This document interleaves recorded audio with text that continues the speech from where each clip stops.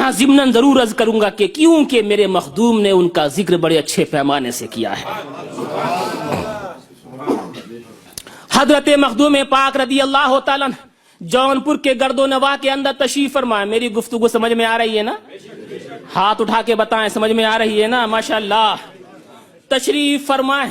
علماء کرام 10 آئے اور 10 بڑے بڑے اونچے آئے اور 10 کو 10 سوالات دیے گئے اور کہا کہ سنو تم علم تفسیر کے بارے میں 10 سوال کرو گے، دوسرے سے کہا تم علم فقہ کے بارے میں 10 سوال کرو گے، تیسرے سے کہا تم علم بدیع کے بارے میں، تم علم معانی کے بارے میں، تم علم افلاک کے بارے میں اور تم علم اصول فقہ کے بارے میں۔ اس طرح سے 10 اصول الگ الگ اور 10 فنون الگ الگ، اس طرح کے 100 سوالات اکٹھے کر کے بارگاہ مخدوم اشرف کے اندر اب وہ 10 بڑے بڑے چوٹی کے علماء آتے ہیں۔ اب امتحان لیا چاہتا ہے حضرت مخدوم پاک کا کہ کتنے پانی میں ہیں۔ دیکھے تو صحیح، لوگ کہتے ہیں بہت کچھ ہیں، لوگ کہتے ہیں بہت کچھ ہیں، ہم بھی تو ذرا آزمائیں کہ کتنا پانی ہے معاذ اللہ ان کے اندر۔ یہ اپنانے کے لیے، یہ دیکھنے کے لیے، آزمانے کے لیے وہ 10 لوگ آئے۔ اب ایک تو طریقہ یہ تھا کہ مخدوم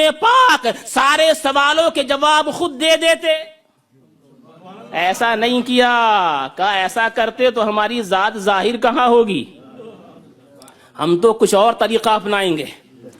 سب کے سب آ کر کے بیٹھ گئے، مگر ہمت کسی کے نہ ہوئی کہ پوچھ لے۔ میرے مخدوم پاک جو دل کے اوپر نظر رکھتے ہیں وہ پہچان گئے کہ آنے کا مقصد اصلی کیا ہے۔ مسکرائے، مسکرا کر کے باہر کی طرف دیکھا، ایک تیلی تیل بیچتا ہوا نظر آیا، اسے قریب بلایا، بلا کر کے پیار سے بٹھایا اور کہا بابو اتنا تو بتا کچھ پڑھا لکھا ہے؟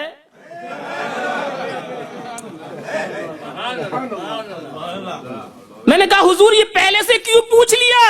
کہا اس لیے بعد میں یہ نہ کہیں کہ پہلے ہی سے پڑھا تھا۔ کہا بابو پڑھا لکھا ہے؟ تو کہنے لگا حضور پڑھا لکھا ہوتا تو تیل بیچتا۔ کہا یہی کہلوانا تھا۔ قریب بلایا اور اپنے دہن مقدس میں جو پان کی پیک چبا رہے تھے وہ پان کی تھوڑی سی پیک نکال کر کے اس تیلی کے منہ میں دی اور اس کے بعد ارشاد فرمایا اے میرا امتحان لینے والوں، اب اپنے سوالوں کو سید اشرف سے نہیں اس سے پوچھو۔ یہ تمہارے مخدوم پاک رضی اللہ تعالیٰ نے پان کی پیک اسے کھلائی اور یہ کہا کہ اب تمام تر سوالوں کے جواب اس سے لو۔ اس نے سارے 100 سوالوں کے صحیح جواب دیے۔ سبحان اللہ، سب قدموں میں لیٹ گئے۔ واقعہ تو اتنا ہی ہے نا، ختم ہو گیا کتابوں کے اندر، مگر ایوب اشرفی کا ذہن تھوڑا آگے جاتا ہے، آگے جا کر کے عالم خیال میں پوچھتا ہے اے حضرت مخدوم پاک، ہمارے باپ داداؤں کی جانیں آپ پر قربان، ان کی عزتیں آپ کے قدم مبارک پہ نثار۔ میں عرض یہ کرنا چاہتا ہوں حضور، آج جانا انداز میں آپ کو دکھانا یہ تھا کہ دیکھو ہمارے پیک کے اندر اتنا اثر ہے تو ہماری ذات میں کتنا اثر ہوگا۔ اب ایسا تھا یہ کام تو ہو گیا نا، تیلی تیلی رہتا، کہتے اس سے کہ ہم نے اپنا کام کر لیا، ہم نے اپنا کام کر لیا، اب تو جاہل ہے جاہل ہی رہ، جو دیا تھا پھر لے لیتے۔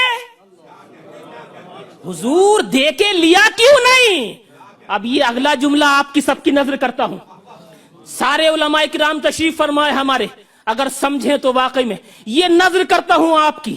میں نے عرض کیا حضور جب دیا تھا تو لیا کیوں نہیں؟ کہا تجھے معلوم نہیں علی کے گھرانے کی شروع سے ریت چلی آ رہی ہے، ان کا گھرانہ جب کسی کو کچھ دے دیتا ہے تو واپس نہیں لیتا، واپس نہیں لیتا۔